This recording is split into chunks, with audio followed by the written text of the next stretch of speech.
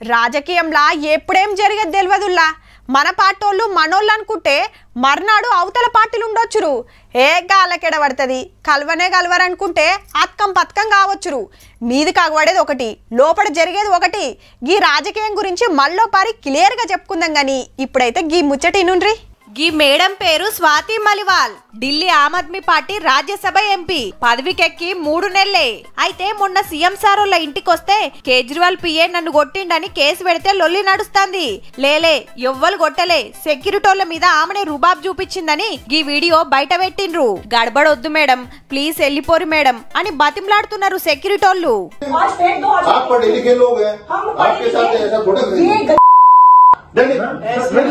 ఇయాల ఇంకో video public లకు వచ్చింది ఎంపీ మేడాన్ని బతిమలాడుకుంటా బయటికి తీసుకొస్తుంటే వాళ్ళతోటి లొల్లి పెట్టుకుంటాంది గా దినం గింత హుషారుగున్నామే అటెన్కా కోర్టుకొస్తప్పుడు పయ్యల కుర్చీలొచ్చింది చిన్నగా నడిచింది